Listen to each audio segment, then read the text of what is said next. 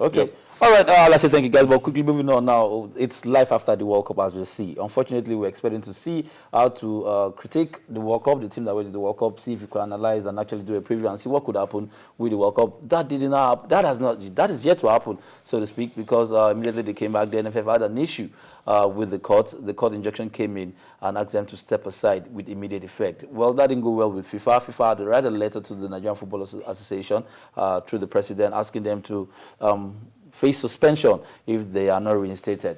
Until Friday, we were under suspension, and we saw FIFA wrote a letter back to us telling us that they lifted suspension, basically because the court came out to retract, so to speak, and said that, look, guys, the case has been cancelled, whatever it is, you guys are back as the NFF management team.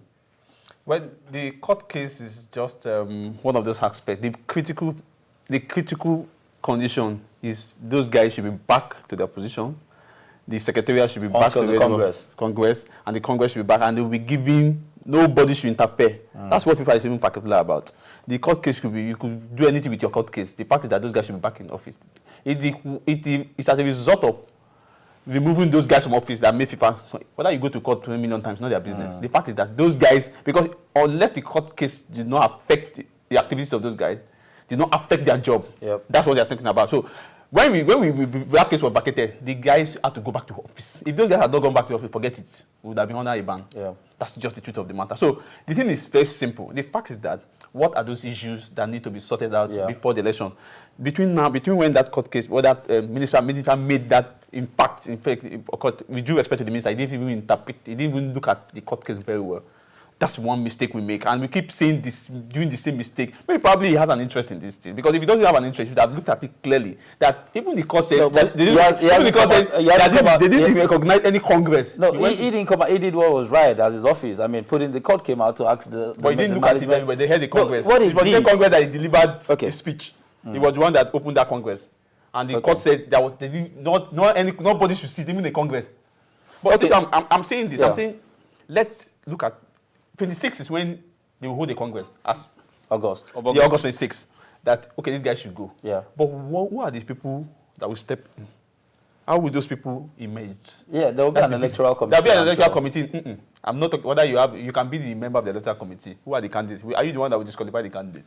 If the candidates under the statute of NFF are eligible to contest, will you disqualify them? All right, so it makes the situation very interesting. We're going to keep watching to see what will eventually pan out. A lot of people want to come and contest for the NFF chairman.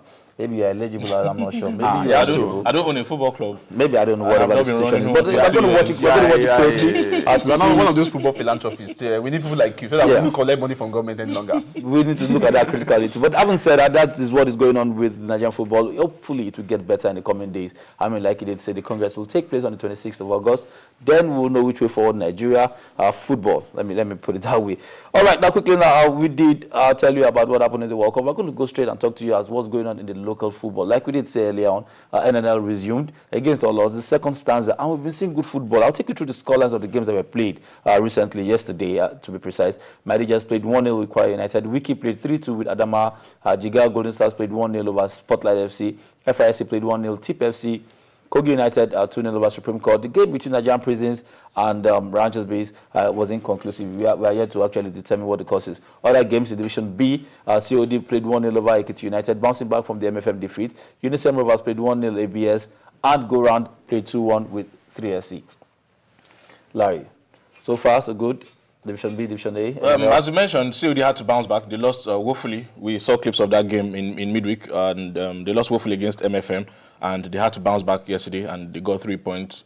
Shooting Stars doing the Ding Dong affair as well, winning at home and then losing away. They lost at home against Go Round yesterday also. And then, crucially, the game between Stationary Stores and MFM, will actually hold, and that's a traditional Lagos derby. We expect to see fireworks in that one.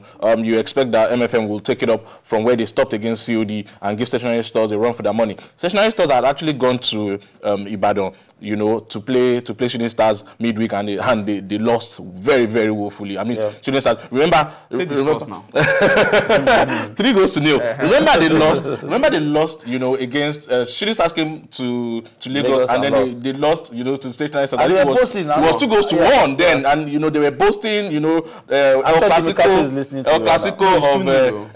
No, I think 3SC got a goal in towards the end of the game, if you remember. And it was El Clasico of the Western Derby, and then Stationary Stars traveled to 3SC and got battered 3-0. You know, so you expect that Stationary Stars will try to pay MFM back in their own coin as well. Let me say something very important. In the game between Prisons and Manchester Beach, we've discovered that game was abandoned. This is why I'm talking.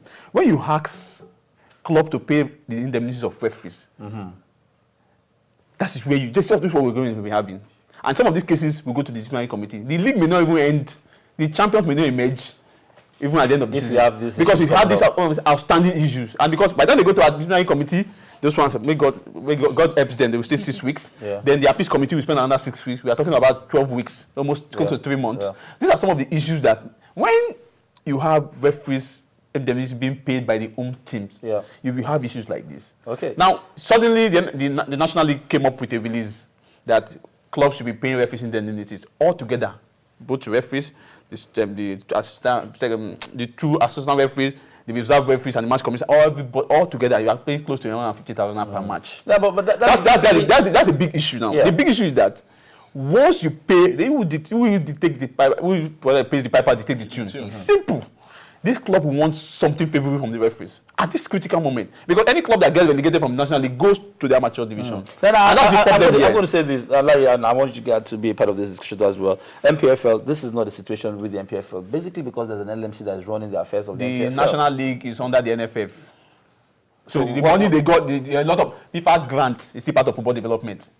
The National League is still part of their. So are you saying all the Women League is under the Nigerian Federation. The Federation Cup is under the NFF. FIFA grant, all those money should be used. The MPFL? The MPFL is a different body on its own.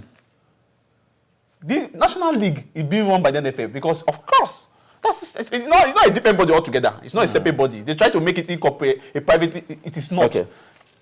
All right, having said that, it gets very interesting now. But the MPFL will not take place. We were scheduled to take place yesterday, to commence yesterday the second stanza. Unfortunately, that didn't take place. And we don't know exactly when this second stanza will start. The club owners are crying wolf. Club owners have to cry out that it's coming too soon. They need money. They need a lot of money to get ready for one month when this thing will commence. And don't forget that it's not actually easy for many of them. You know, waiting for funds, budgetary allocations from the government, and all of that. Do not is talking as if he's not part of the system and understands what's going on. But they need money. Because they're not privately run, they cannot even. But they still have money to go to Brazil to watch the World Cup. Okay. All right. As I said, Canopilla still stay on top. They occupy top spot in the MPFL. They have 34 points after playing 19 games. Should they resume, it will be week 20. Nasarawa United are second. Abia Warriors third. Sharks FC fourth.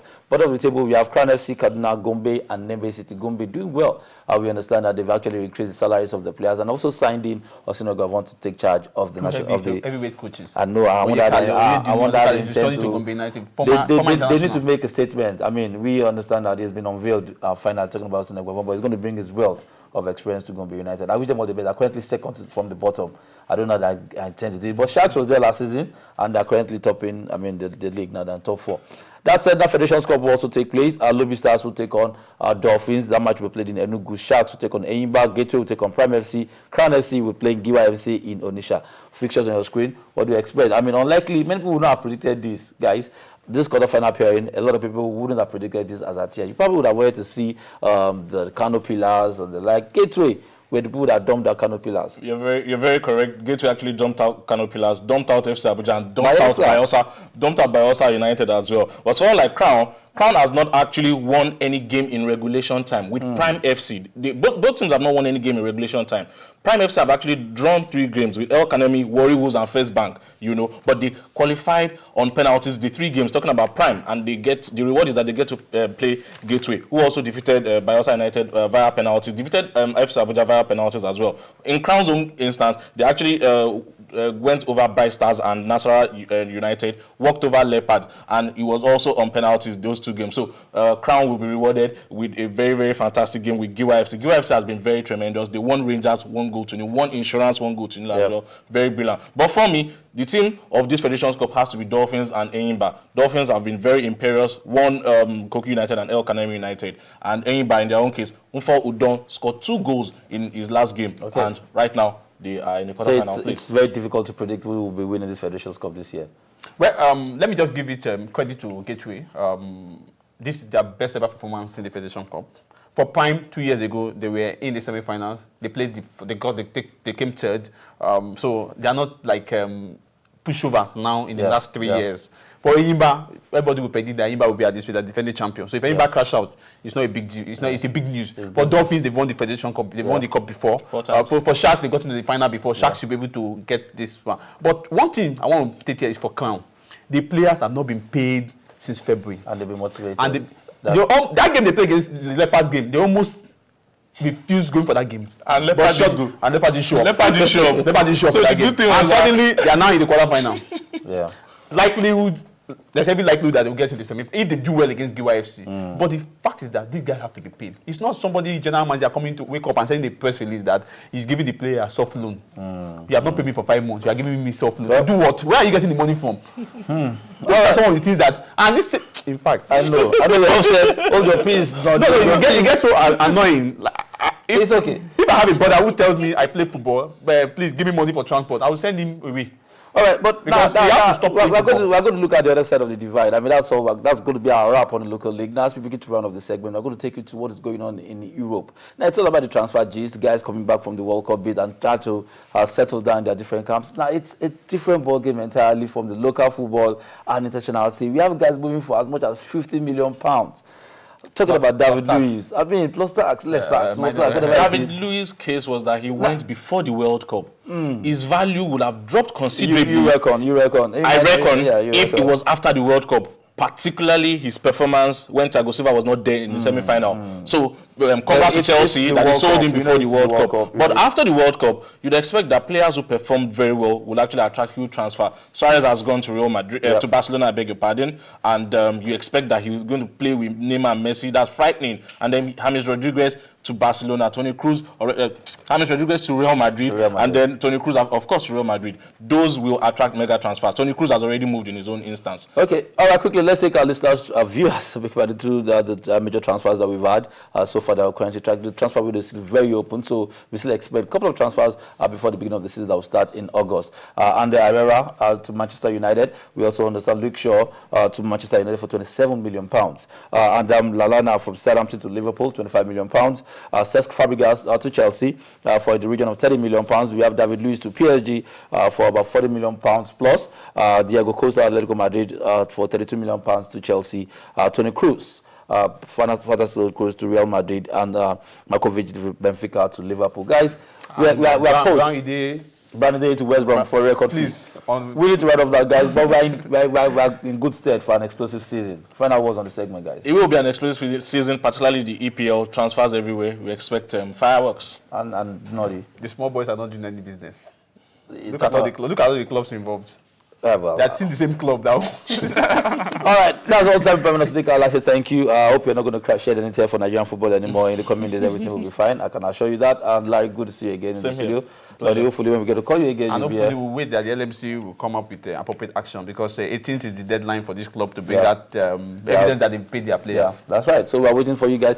But the show will continue. Remember, Ken is in the studio to take you through what is going on with football. We're going to do some synopsis as regards the World Cup and probably see if we could throw the lines open for you to be a part of it as well. So we'll come again next week. Don't go anywhere. Ken will be back with the rest of the program.